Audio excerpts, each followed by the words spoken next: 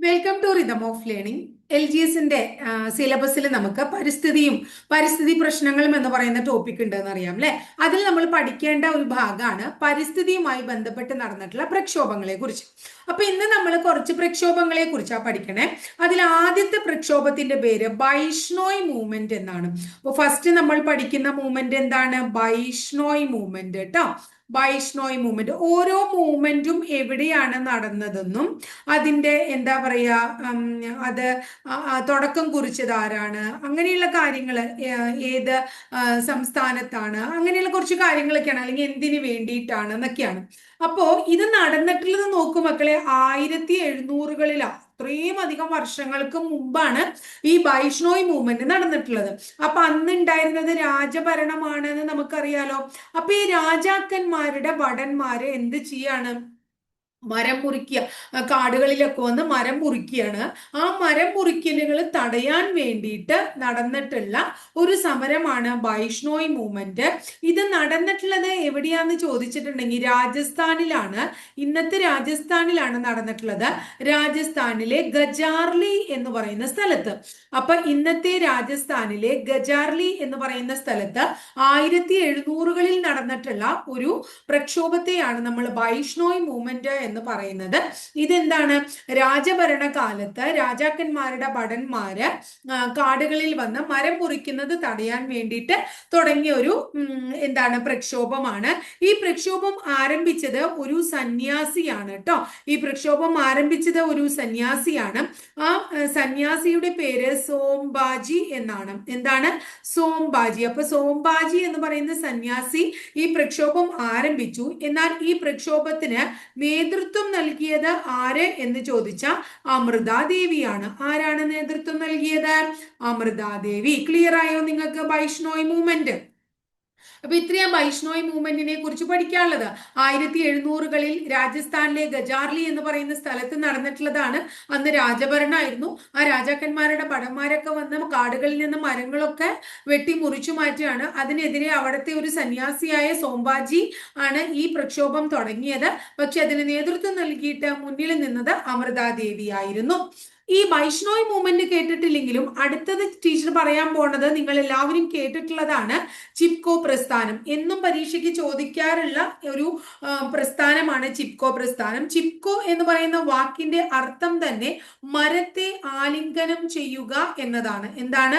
മരത്തെ ആലിംഗനം ചെയ്യുക എന്നതാണ്. മരത്തെ ആലിംഗനം ചെയ്യുക എന്നതാണ് എന്തിന്റെ അർത്ഥം? ചിപ്കോ എന്ന് പറയുന്ന വാക്കിന്റെ അർത്ഥം.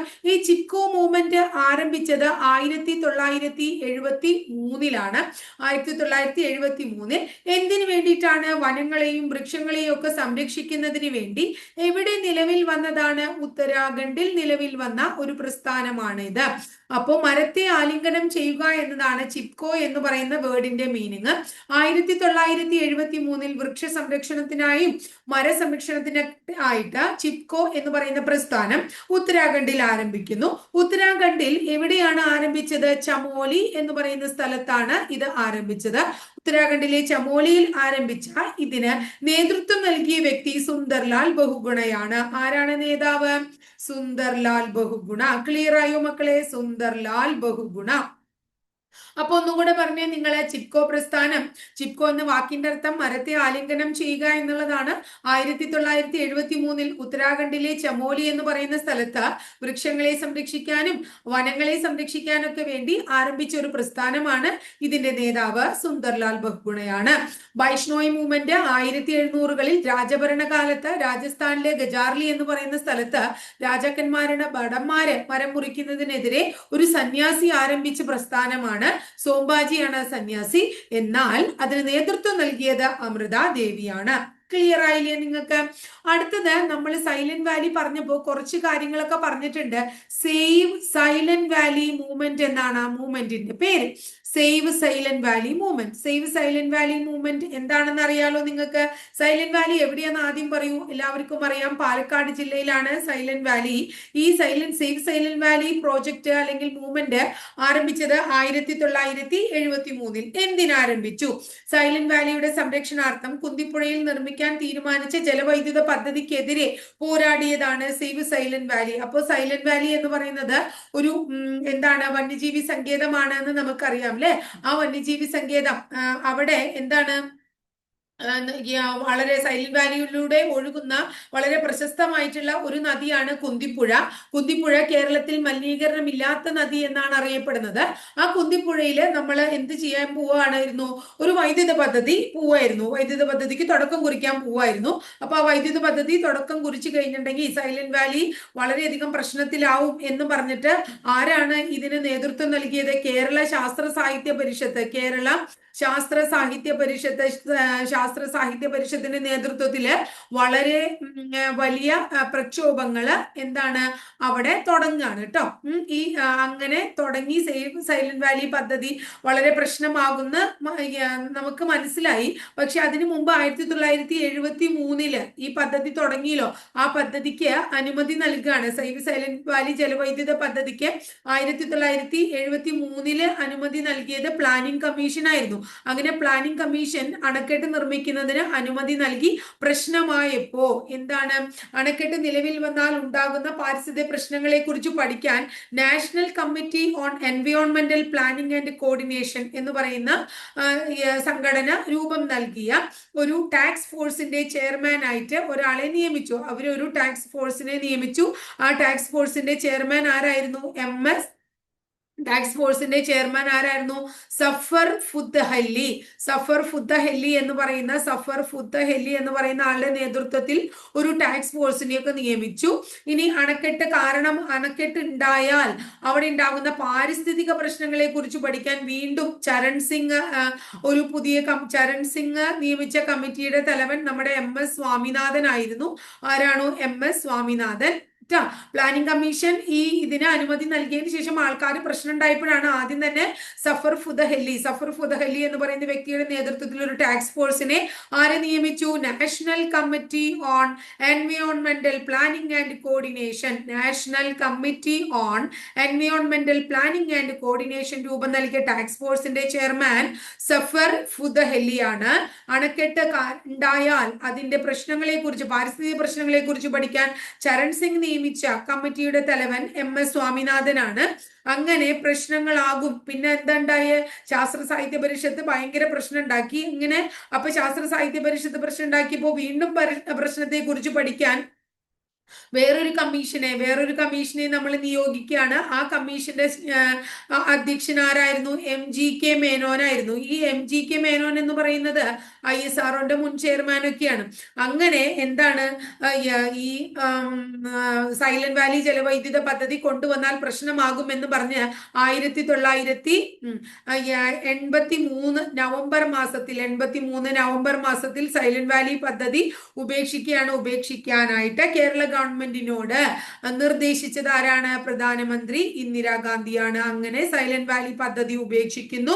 1980 മാർച്ച് മാസം 15-ാം തീയതി സൈലന്റ് വാലി ദിനമായിട്ട് ശാസ്ത്ര സാഹിത്യ പരിഷത്ത് എന്താ പറയുന്നത്, സേവ് സൈലന്റ് വാലി മൂവ്മെന്റിന്റെ സ്മരണാർത്ഥം കേരള ശാസ്ത്ര സാഹിത്യ പരിഷത്ത് സൈലന്റ് വാലി ദിനമായിട്ട് ആചരിച്ചത് എന്നാണ് 1980 മാർച്ച് 15-നാണ്. അപ്പൊ ഇത്രയാണ് സേവ് സൈലന്റ് വാലി മൂവ്മെന്റിനെ കുറിച്ച്. അപ്പൊ save silent Valley movement Palakkad ജില്ലയിലെ സൈലന്റ് വാലി ദേശീയോദ്യാനത്തിലൂടെ ഒഴുകുന്ന അല്ലെങ്കിൽ നദിയായ കുന്തിപ്പുഴയില് ഒരു എന്താണ് ജലവൈദ്യുത പദ്ധതി നടത്താൻ പ്ലാനിംഗ് കമ്മീഷൻ 1973 എന്തു കൊടുത്തു?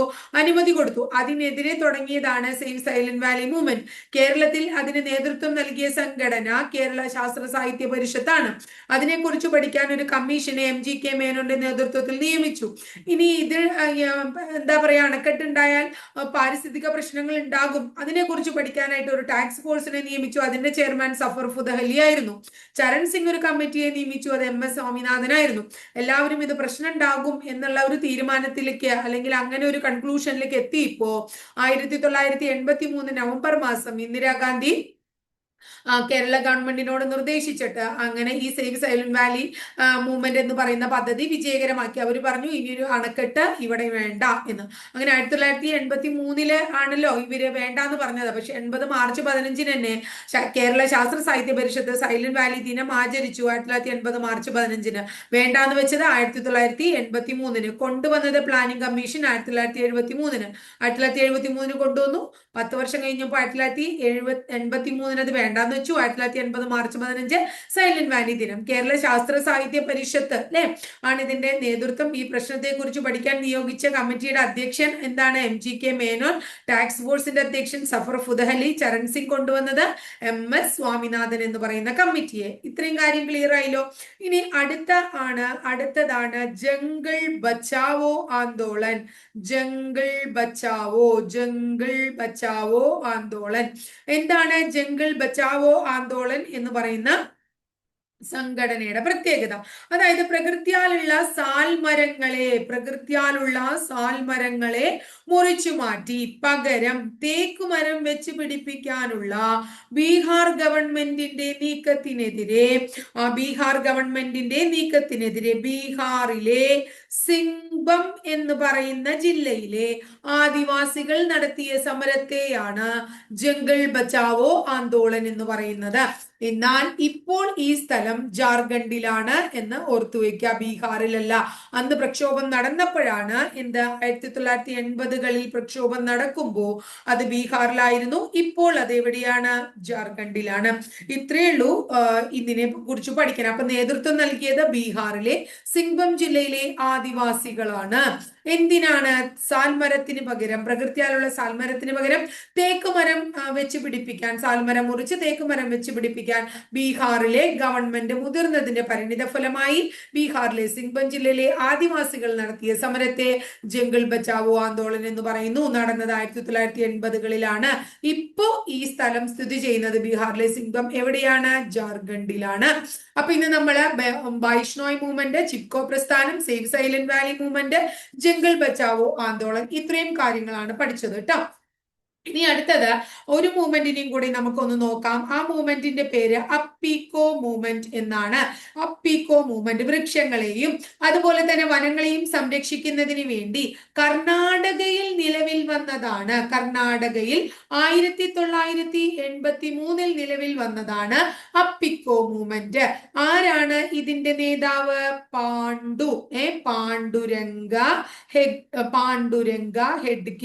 പാണ്ഡുരംഗ ഹെഡ്ഗെ എന്ന് പറയുന്ന ആളാണ് ഇതിന്റെ നേതാവ്. അപ്പൊ എവിടെയാണ് ആരംഭിച്ചത്? കർണാടകയിലാണ്. ആരംഭിച്ച വ്യക്തി ആരാണ്? പാണ്ഡുരംഗ ഹെഡ്ഗെയാണ്. ആരംഭിച്ച വർഷം എന്നാണ്? 83ലാണ്. അപ്പിക്കോ മൂവ്മെന്റിന്റെ ലക്ഷ്യം എന്താണ്? വൃക്ഷങ്ങളെയും വനങ്ങളെയും സംരക്ഷിക്കുന്നതിന് വേണ്ടി വന്നിട്ടുള്ളതാണ്. അപ്പൊ എല്ലാം അങ്ങനെ തന്നെയാണ്. അതിൽ സൈലന്റ് വാലി മാത്രമാണ് കുന്തിപ്പുഴയിൽ ഒരു അണക്കെട്ടിന്റെ കാര്യം പറഞ്ഞിട്ടുള്ളൂ. ബാക്കിയൊക്കെ എന്താണ്? മരങ്ങളുമായിട്ട് ബന്ധപ്പെട്ടിട്ടുള്ളത് തന്നെയാ പറഞ്ഞത് നമ്മൾ അല്ലെ. അപ്പൊ അപ്പിക്കോ മൂവ്മെന്റ് കർണാടകയിൽ പാണ്ഡുരംഗ ഹെഗ്ഡെയുടെ നേതൃത്വത്തിലാണ്. 1983. അപ്പൊ ഇന്ന് നമ്മൾ എത്ര എണ്ണം പഠിച്ചു അല്ലെ? 5 എണ്ണമാണ് നമ്മൾ പഠിച്ചത്. അങ്ങനെ 5 എണ്ണം വെച്ച് നമ്മൾ 3 ദിവസം കൊണ്ട് അല്ലെങ്കിൽ 2 ദിവസം കൊണ്ട് തീർക്കാം നമുക്ക് ഈ ക്ലാസ് കേട്ടോ. അപ്പൊ ഇത്രയേ ഉള്ളൂ. നമ്മൾ ചെറിയ ചെറിയ ടോപ്പിക്കുകളായിട്ടാണ്. ഇപ്പൊ നമുക്കറിയാം ഒരു 56 ദിവസമായി ഏകദേശം ഒരുവിധം ഭാഗങ്ങൾ പഠിച്ചു തീർത്തു. ഇനി ജില്ലയും സംസ്ഥാനവും അതുപോലെ തന്നെ ഒരു നവോത്ഥാന നായകനും ഇടാം. അപ്പോൾ ഞാൻ 2-3 ദിവസം കൂടുമ്പോഴേ ഇടണുള്ളത്. പഠിക്കാനുള്ള സമയം നിങ്ങൾക്ക് കിട്ടാൻ വേണ്ടിയിട്ടാണെന്ന് നിങ്ങൾ മനസ്സിലാക്കുക കേട്ടോ. അപ്പൊ അത്രയുള്ളൂ ഇന്നത്തെ ക്ലാസ്സിൽ. ടീച്ചറുടെ ക്ലാസ് ഇഷ്ടപ്പെടാൻ ചെന്ന് ലൈക്ക് ചെയ്യുക. ഇഷ്ടപ്പെട്ട ക്ലാസ്സുകൾ കൂട്ടുകാരിലേക്ക് ഷെയർ ചെയ്യൂ. ആദ്യമായിട്ട് ചാനൽ കാണുന്നവർ ഒന്ന് സബ്സ്ക്രൈബ് ചെയ്യാം കേട്ടോ.